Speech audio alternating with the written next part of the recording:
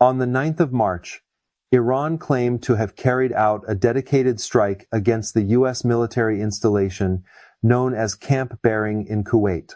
According to the announcement, 11 high-value targets were destroyed in a single operation. This includes fuel tanks, the American helicopter ramp, the command building, logistics centers, and core base infrastructure. A massive fire erupted, with black smoke visible for miles. Eyewitnesses and intelligence sources reported a panicked evacuation from the base in the aftermath. The operation combined cruise missiles and drones in a coordinated strike, and the IRGC confirmed it deployed the Khorramshahr-4 alongside them. Iran's super heavy ballistic missile carries a 1,500 kilograms warhead at speeds exceeding Mach 14. And the timing was not coincidental. These strikes were launched within hours of the announcement that Mojtaba Khamenei had been appointed as Iran's new supreme leader, replacing the father that the United States and Israel killed on February 28. Over the next few minutes, I'm going to break down Iran's assault on this base, and you will see why Iran says its newest weapons have barely been used. Before we continue, thanks a lot for tuning in. Your support is what keeps this channel going, and I appreciate you watching.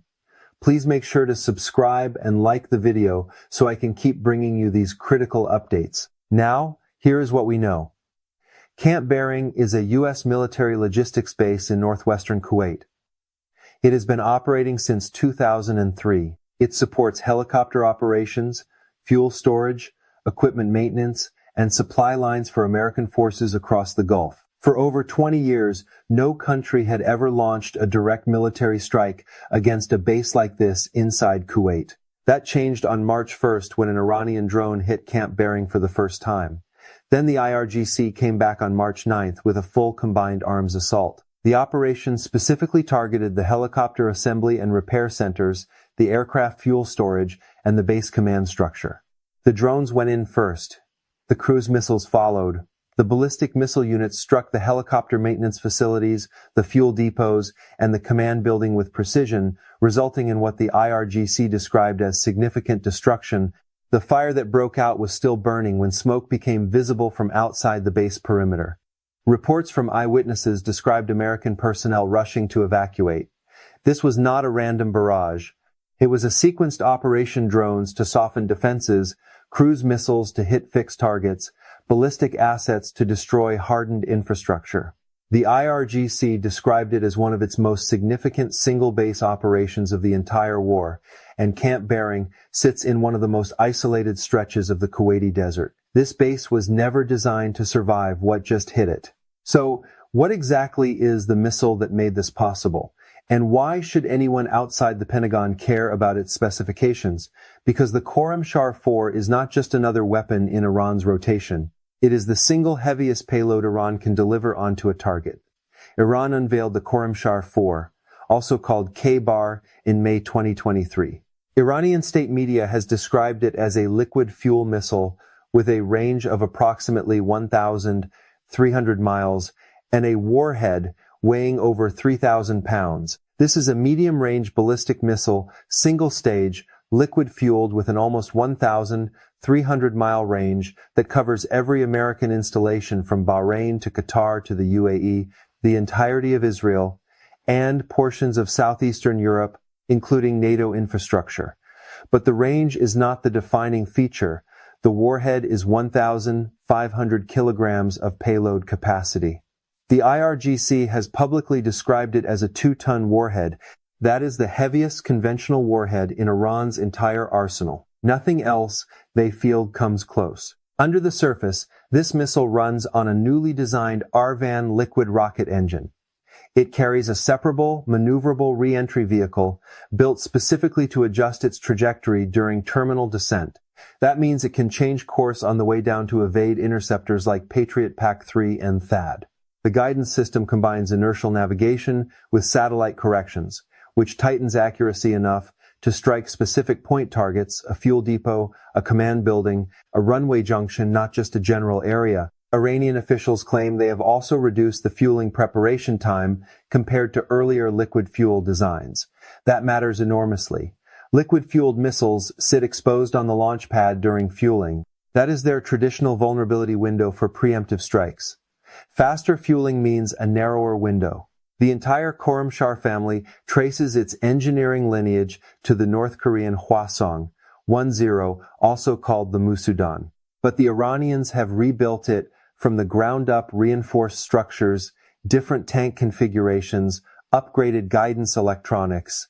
What started as a North Korean blueprint is now a purpose-built Iranian weapon with capabilities the original never possessed. On March 6th, French television correspondent Siavash Ghazi confirmed from inside Iran that the Khorramshahr-4 struck U.S. installations in Qatar and Bahrain during the 22nd wave of Operation True Promise 4, codenamed Ya Hussein ibn Ali. In Bahrain, the missile reportedly hit the fuel terminal of the main base supporting the U.S. Fifth Fleet. A massive fire erupted in Manama. In Tel Aviv, a separate Khorramshahr-4 reportedly caused severe damage to the Israeli Defense Ministry complex. A third struck a U.S. base in the Emirates. All three appear to have reached their designated targets. IRGC spokesperson Brigadier General Na declared that Iran was prepared for a prolonged conflict. He said their new weapons had not yet been deployed on a large scale. After 31 waves, after more than 500 ballistic missiles, after nearly 2,000 drones, the IRGC is still calling this the opening phase. Most people think Iran is burning through its stockpile and running out of options. In reality, a senior IRGC official told Fars News that the missiles used so far were predominantly from 2012 through 2014 production years. Iran has been deliberately holding back its modern arsenal. That is not desperation.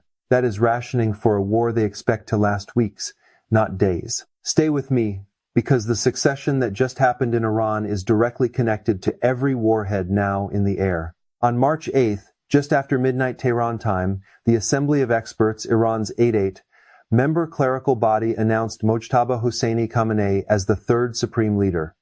He is 56. He is the second son of the man that the U.S. and Israel killed 10 days earlier, and the process that placed him there was not clean. Wartime conditions disrupted the normal succession process. Reuters reported that the Assembly of Experts debated remote or written alternatives because an in-person plenary was difficult under bombardment. And Iranian media said an auxiliary assembly building in Qom had been hit. Mojtaba Khamenei was then chosen as supreme leader. The objections against him were real. He holds the rank of Hojatollah Islam, a mid-level cleric, not an ayatollah. His father was not an ayatollah either when he took power in 1989, and the law was changed to allow it. Appointing the son creates a hereditary dynasty inside a republic built on overthrowing the Pahlavi monarchy in 1979. The entire ideological foundation of the Islamic Revolution was the rejection of dynastic rule. His father reportedly opposed the idea. WikiLeaks cables from the late 2000s referred to Mojtaba as the power behind the robes. The U.S. Treasury sanctioned him in 2019 during Trump's first term for representing the supreme leader in an official capacity, despite never being elected or appointed to any government position.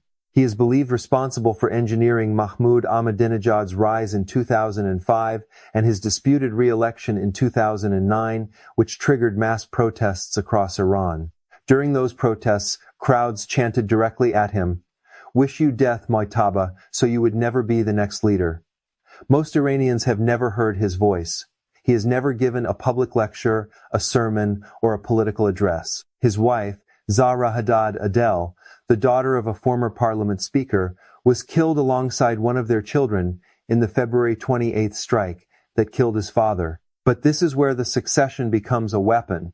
Iranian state media published an image of a ballistic missile with handwriting on the casing. The words read, "Labbaik Mojtaba, at your service, Sayyid Mojtaba." Labbaik is not a slogan, it is a consecrated Shia oath of allegiance.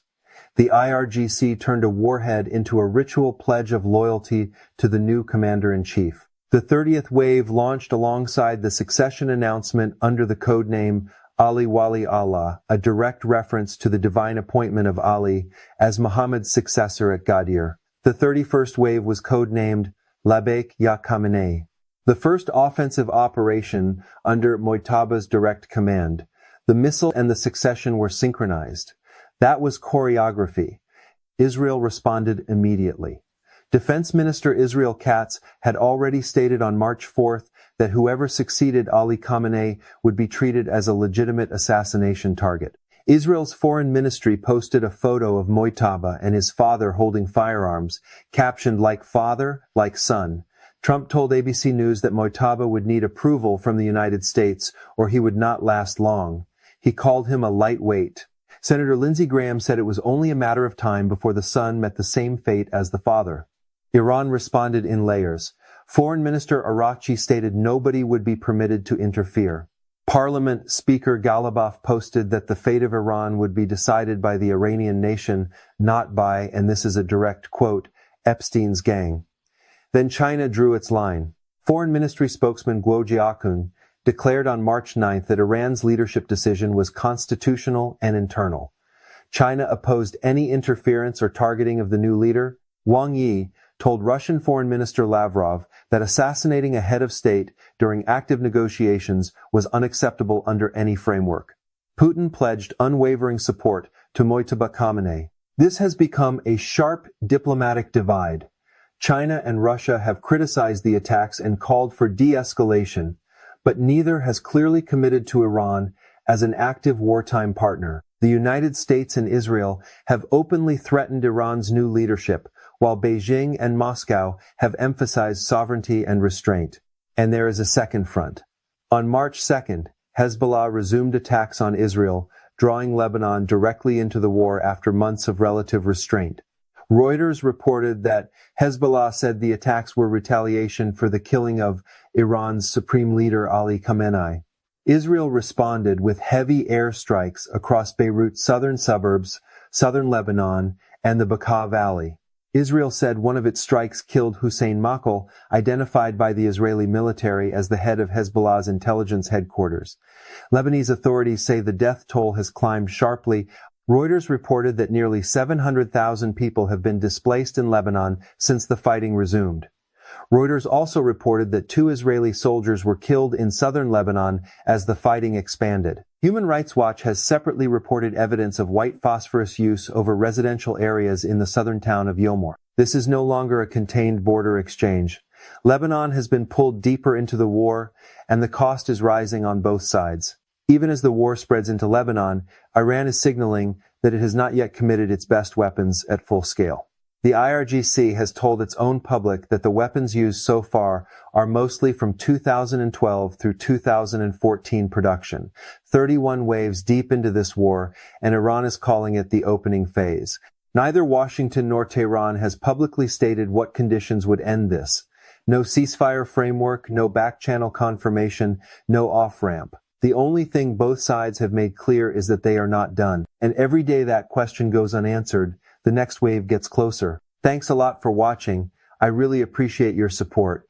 Join the discussion in the comments below. Let me know your thoughts. Who do you think is winning the war? Do you think the war is getting out of hand? Let me know. Please subscribe and like the video if you want to stay updated, and click the videos on the screen to see another. I'll see you soon.